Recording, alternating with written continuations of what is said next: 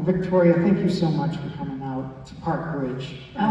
This you is your first time at Pickwick Theater. So yeah, isn't this gorgeous? I mean, oh, these gorgeous old movie palaces, and thanks for keeping this alive. Well, sure. I know you're no stranger to the Chicago area. I mean, you're one of the most fantastic presenters I've ever seen. I know you've done various conventions and appearances at some of the Chicago theaters, so it's really a treat to have you here with us tonight. Before we should begin, now I know your father was originally from St. Louis, but your family, there's roots to the Chicago area, especially the Waukegan area. I believe your grandfather was from Waukegan, correct? Actually, he was from New York, from the Albany area, and it's a good story. He was a homeopathic doctor in the 1800s, and he couldn't grow a beard or a mustache. And in those days, to sort of be taken seriously, you had to have facial hair, and he had none. So he had a lot of free time on his hands as a homeopathic doctor, and he had a mother who always had stomach aches and made leaden biscuits. She made these biscuits that would give anyone a stomach ache. So he started experimenting and trying to make his mother's cooking a little bit more palatable, and in the process, he invented baking powder.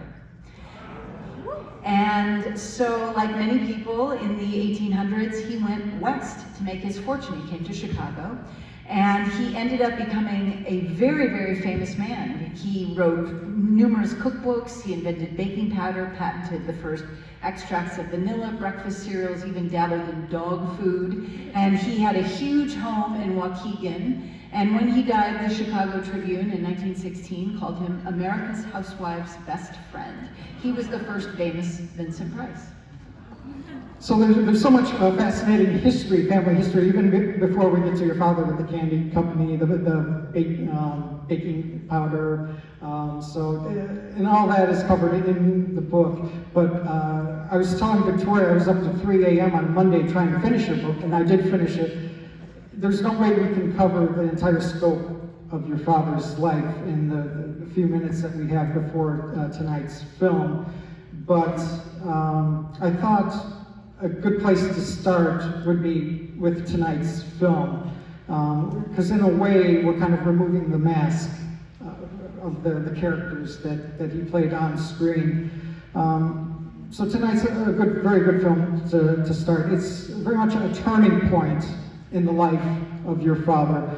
Victoria, if you could maybe say a few words about the context of this film, where your father was at this point in his career, around 1953, when he was about to make House of Wax. Sure, so just prior to this, he was under contract. There were 3 actors who were under contract to Howard Hughes, who owned RKO Studios. That was Jane Russell, Robert Mitchum, and my dad. And they made a number of films together, and then that contract ran out, or Howard Hughes took up another interest, and then the McCarthy era happened. And many of my dad's closest friends were blacklisted during the McCarthy era. They took their own lives, they fled the country, they lost their careers, but many more were gray listed. They were put on lists, and the studios were encouraged not to hire them. And my dad was put on a list called the Pre-War Anti-Nazi Sympathizers. And what that meant was, if you were against Hitler before we declared war on Hitler, theoretically a good thing, right? You must have been a communist. So, yeah. So long story short, he didn't work for over a year. And my dad, his entire life was built around working. We're a family of workaholics, and he was one of them. And so he wrote a book, he stayed active in the art business, but finally he was able to clear his name. And when he cleared his name, he was offered 2 jobs. One was in the theater doing a very good play on Broadway, and the other was a film. Now normally when my dad needed to reset himself, he went back to the theater because that was his roots, and it was where he loved being in front of a live audience. But he decided this time to do the film. And he did it because it was going to be done in this new technology. Now what I need to tell you is that my dad could barely turn on a radio. I mean, honestly, I was 4 years old and he started handing me instructions and saying, you figure it out. He was just clueless around technology. But long story short, he knew that Hollywood was driven by technology, and he took this film. And the film, of course, was done in this technology called House of Wax, brand new technology. The film was House of Wax, the technology was 3D. And the technology would come to be used for very gimmicky things. But House of Wax, the director, is it okay if I tell the story? The director, Andre Detoff, had one eye. And as it all turns out, if you have only one eye, you cannot see in 3D. It requires two eyes to see in 3D. And so instead of making it a gimmicky film, he made it a very story-driven film. Now, the interesting part is that my dad had no idea it was going to become this big success. It ran in first-run movie houses for over a year. I mean, name a movie that does that now, none. So a year later, he's on Broadway doing Richard III, and he's walking down Times Square, and there is his name up on the marquee. This is a man who almost lost his career during the McCarthy era, and he's still getting top billing. So he decides to go into the movie theater and see if anyone's still in there. I mean, who could possibly still be going to this movie? Well, it was packed with teenagers. And that was the great part for my dad. It introduced him to a whole new audience of moviegoers. So my dad settled in behind these two teenage girls who were just terrified, and he watched them be terrified all the way to the end of the movie. And at the very end, as the credits rolled, my dad's little wicked side came out. Because there was Vincent Price's name going up on the marquee, and he leaned forward and he said, "Did you like it?" I like to think those two girls needed a lot of therapy that time. But here was the thing, you know, my dad made 105 movies, less than a third of them were horror movies, but from House of Wax on, that's how he increasingly became identified. Now, I have a different theory than my dad about why this movie has a lasting power. First of all, he plays the iconic Vincent Price character. As you watch this movie, you're going to be rooting for a man who is, I'm not going to spoiler alert, I know there's one teenager in here who hasn't seen the movie before, so I'm not going to spoil it, but he's not doing nice things. Let's just say that. And yet, you're rooting for him.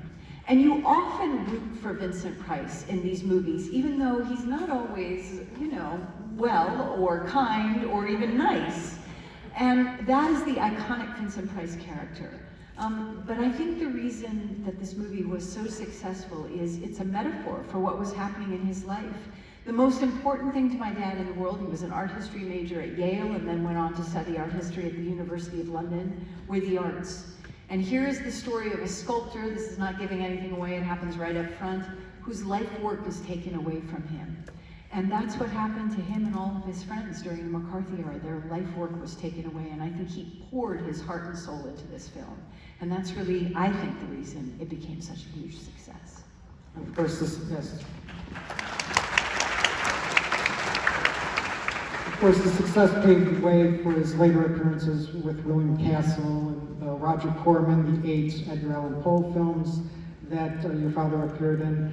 But from House of Wax on, he began to become more identified with, screen villainy. But it's interesting, when he first came up, though, he was a leading man. He was promoted as the leading man.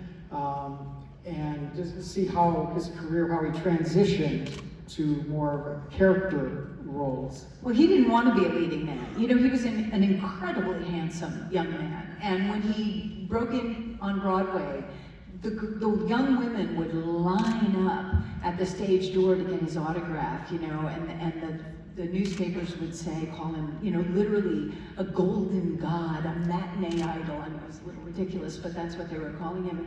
And I was at a screening at the Museum of Modern Art in New York with this elderly woman. She happened to be sitting next to me. And I got a little glimpse of it, because she said, "Oh, I first saw him in 1936, and oh, he was so handsome." He was a matinee idol, but he hated that. Because the actors he admired were like Spencer Tracy, Edward G. Robinson, Jimmy Cagney. He liked character actors who wanted to play a nice guy, who wanted to play yourself, essentially, even though my dad was a nice guy.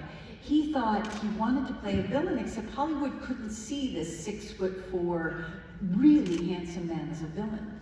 So he began getting parts as sort of the gothic villain in the 40s, both on Broadway and in the movies. And that's when he realized how he could be this beautifully spoken, elegant, 6'4", handsome man. He could play kind of the gothic villain. And that's really something he carried, certainly in the Poe films, all the way throughout his career. He was often a very well-educated man, and he was, that's what he played. And he played people, he said, he played men who were besieged by fate. So something happens and they turn, but you know that something has caused them to become evil. And he was evil in these movies. Yeah, that